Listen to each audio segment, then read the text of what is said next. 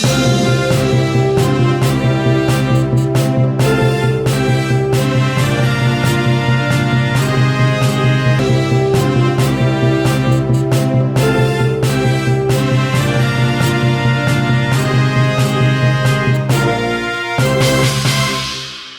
Audio Channel, terima kasih Anda tetap bersama kami. Kita akan melanjutkan bincang-bincang dengan Dr. Ridho Prapanca. Pak Dokter, ini tadi menarik ya ulasan tentang teknologi. Mungkin bisa sedikit dielaborasi lagi tentang peran teknologi ini terhadap kehidupan kampus. Ya, kita sudah banyak bicara tadi, diskusi ya tentang bagaimana peran teknologi yang positif negatif tadi ya. Dan saya sudah sampaikan bahwa tidak bisa tidak, teknologi itu memang sudah menjadi bagian dari kehidupan kita, apalagi di perguruan tinggi.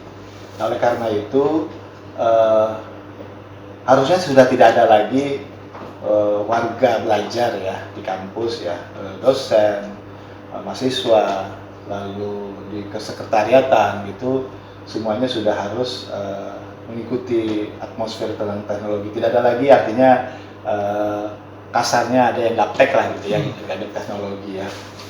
Gitu. Seminimal mungkin memang sekarang ini sudah menggunakan teknologi. Oleh karena itu memang sudah selayaknya kita bisa selalu menggunakan teknologi itu dalam kehidupan. Tetapi yang terpenting Pak, bahwa teknologi itu kan kalau kita artikan secara bebas ya, teknologi itu kan hasil rekayasa manusia. Ya. Jadi itu manusia merekayasa itu untuk apa? Untuk memudahkan dalam melaksanakan tugasnya sehari-hari. Gitu. Teknologi kan itu ya, hasil ciptaan manusia, rekayasa manusia, buatan manusia. Untuk apa? Untuk memudahkan dalam kehidupannya sehari-hari. Semua profesi harus mudah dengan berteknologi. Lalu hasilnya diharapkan efektif, efisien dan maksimal. Gitu. Jadi pengertiannya itu ya, secara bebas kita artikan bahwa itu adalah hasil rekayasa manusia, ciptaannya hasil manusia, lalu fungsinya untuk memudahkan dalam melaksanakan tugasnya masing-masing, apapun profesinya, lalu hasilnya maksimal. Nah, itu amanahnya kan, sehingga ketika masuk ke dunia kampus ya, bagaimana rekayasa itu terus terjadi gitu. Dan bermanfaat. Yang bermanfaat tentunya. Untuk apa? Untuk memudahkan dalam melaksanakan tugasnya sehari-hari. Mahasiswa tugasnya, dosen tugasnya, dan itu harus betul-betul dirasakan manfaatnya untuk memudahkan. Mahasiswa tugasnya memudahkan mereka belajar, gitu kan? Lalu hasilnya maksimal. Nah itu satu perjalanan yang memang dari teknologi secara bebas kita artikan itu bisa terjadi di sana, di perguruan tinggi, sehingga belajar itu sudah tidak ada lagi penghalang ya. Kita sudah tahu, sudah gunakan dan sudah rasakan, sudah merasakan manfaatnya bahwa informasi sekecil apapun di negara belahan manapun gitu kita sudah dapat mengetahui informasi itu. Sebenarnya demikian pesatnya teknologi, apakah masih relevan untuk belajar di kelas tatap muka? Apakah itu tidak masuk dalam konsep tradisional ya? Ya, kalau terkait dengan fisik ya, gitu.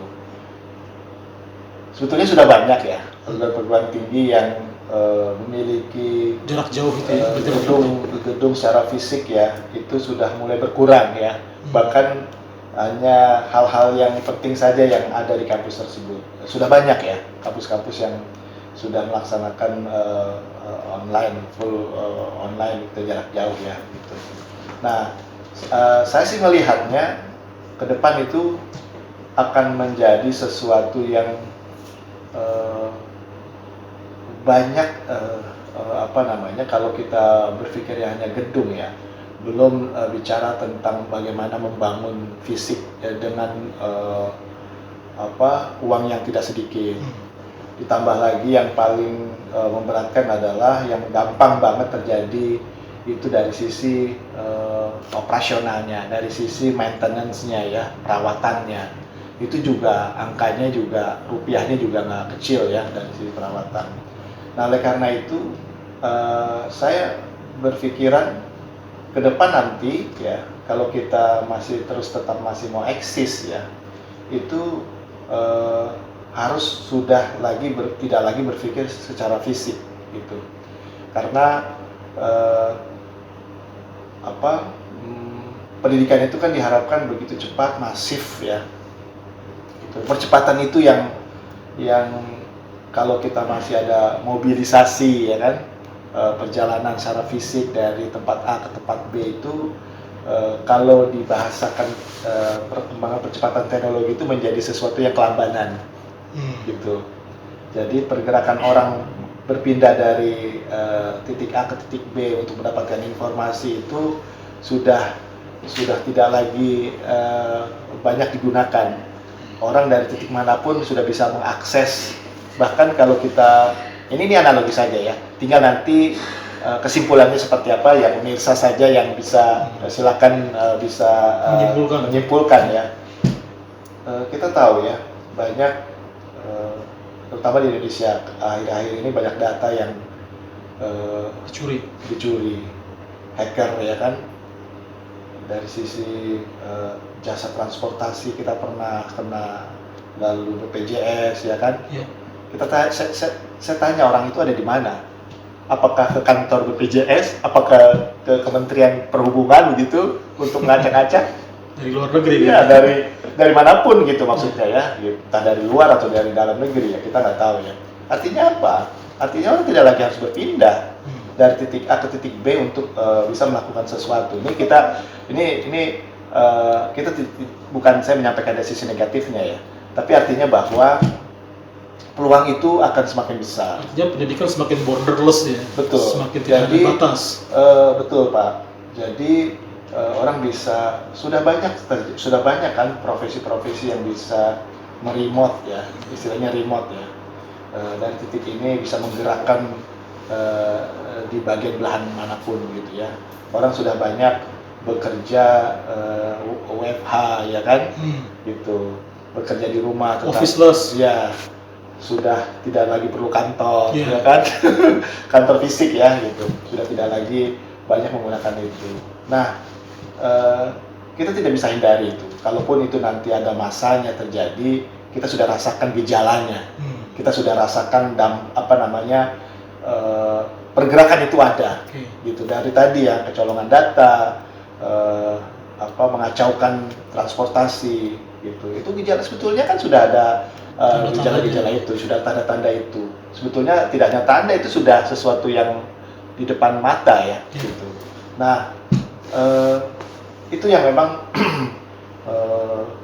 tidak pada sisi negatifnya kita ambil, tetapi dari sisi positifnya kita kembangkan dari dunia pendidikan. Tidak lagi orang harus datang berpindah dari titik A ke titik B misalnya untuk mendapatkan informasi, mendapatkan pelajaran gitu. Dan banyak juga yang kalau kita nggak sangka-sangka yang sudah ada dan banyak terjadi orang yang melakukan itu, pertanyaannya kan dari kampus mana dia? Ternyata kan juga bukan produknya dari perguruan tinggi. Dia belajar dari mana? Dari otodidak. Dia belajar dari secara mandiri. Artinya sumber ilmu banyak ya. Sumber ilmu banyak. Dia tidak perlu kurikulum ya kan. Dia tidak perlu kurikulum. Kurikulum adalah pada dirinya, atas kebutuhannya. Dia mau menjadikan dirinya seperti apa, dia bisa mengkaitkan seperti puzzle. Ya. Penggalan-penggalan itu dia bisa rangkaikan menjadi sebuah kompetensi, gitu. Karena kebutuhan tadi ya. Apa ada kurikulum? Tidak. Dia hanya kurikulumnya ada pada dirinya, gitu. Pemikirannya, sehingga puzzle itu tersusun rapi sehingga menjadi objek tertentu. Objek itulah, gambar itulah sebuah kompetensi yang luar biasa. Kalau kita ini juga terus bukan berarti kita tidak, karena memang kurang expose-nya tadi. Banyak anak-anak kita yang terlahir dari perguruan tinggi yang juga luar biasa kemampuannya kan juga harus diungkap juga ya, gitu. Harus ada juga tadi media yang pernah saya sampaikan.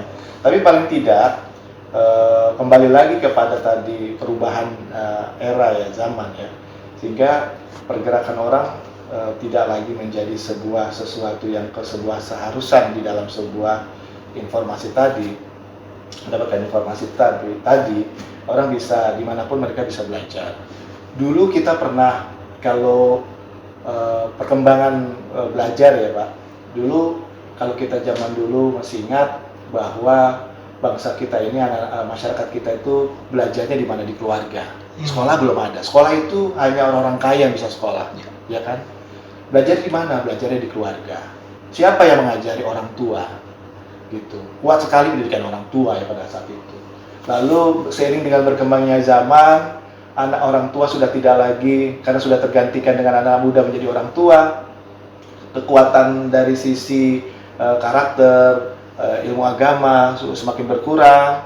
Akhirnya tidak lagi hanya mampu belajar di agama di rumah. Akhirnya banyak lahirlah sekolah-sekolah, sehingga masyarakat, orang tua menaruh ya, mempercayakan sekolah tempat belajar. Sekolah rakyat itu ya? Ya, sekolah rakyat, belajar tatap muka, terus berkembang ya kan, terus berkembang. Sekolah semakin berkembang, apalagi masuk teknologi, sehingga akhirnya sekolah fisik ditinggalkan. Kita sudah belajar secara online, gitu, ya kan? Jadi itu kan sebetulnya juga kalau dalam teknologi pembelajaran itu sebuah keniscayaan ya, bahwa belajar itu banyak persoalan. Nah, di teknologi pendidikan itu bagaimana mengatasi persoalan-persoalan belajar. Salah satunya persoalan bergeraknya orang dari titik A ke titik B. Itu akhirnya lahirlah sebuah pembelajaran jarak jauh yang tentunya secara konsep bisa dipertanggungjawabkan. Lalu dari sisi kualitas pun demikian, karena sudah berjalan secara konseptual. Asal secara konseptual dalam pelaksanaannya, gitu ya. Bukan sesuatu yang alternatif. Kalau tidak bisa tetap muka ya PJJ saja. PJJ itu dengan jarak jauh itu sesuatu yang nomor 2 lah. Kalau mau ece-ece belajar, PJJ tidak begitu ya. Artinya kan itu dibangun karena ada dari sisi konseptual. Sudah lagi kita sudah lama sebetulnya kan ada modal online, kita di pendidikan itu menyediakan media online, lalu ditambah lagi sekarang ini kemajuan zaman teknologi itu terus berkembang, sehingga akhirnya sekolah yang dulu secara fisik bergeser, lama-lama orang sudah tidak lagi bergerak. Saya pikir itu bisa saja, itu akan terjadi, kelak akan terjadi, sehingga membangun sekolah itu tidak lagi bingung tentang fisik, gitu. Bahkan sekarang adalah bagaimana menggunakan teknologi. Ya memang masih dikuasai oleh masyarakat dengan dengan level tertentu ya. Tetapi kita juga tahu bahwa universitas terbuka, ya kan, UT dulu lahir tanpa teknologi, dengan modul-modul, dia juga banyak berhasil juga, gitu. Kita juga tidak menutup mata ya, pendidikan jarak jauh itu dengan modul itu juga bisa sukses juga ya, gitu. Apalagi nanti apalagi UT sekarang sudah menggandengkan teknologi ya. Ini kan semakin luar biasa. Artinya ini sudah ada sejak lama, gitu. Apa yang membedakan? Yang membedakan adalah masyarakat itu sudah terbiasa. Itu yang membedakannya. Sebetulnya lembaga-lembaga penyedia itu sudah dari dulu ada, gitu. Tetapi masyarakat semakin akhirnya memilih teknologi itu untuk bisa mengatasi keterbatasan. Padahal itu sangat panjang sebetulnya dan sangat menarik kalau menurut saya untuk dibahas, karena ini salah satu bidang keilmuan saya, sehingga saya kalau sudah bicara ini nanti kita undang lagi untuk yang berbeda ya. Insya Allah kalau saya ada waktu ya, tapi kalau untuk Adi Channel insya Allah lah ya, apalagi kalau diundang gitu ya, kalau oleh Kang Fadil ya siap gitu ya, insya Allah ya. Baik sahabat Adi Channel, tidak terasa sudah kita di penghujung acara ya. Jangan lupa untuk like, subscribe, dan komen di Adi Channel di YouTube ya. Terima kasih atas pertanyaan Anda. Assalamualaikum warahmatullahi wabarakatuh. Waalaikumsalam warahmatullahi wabarakatuh.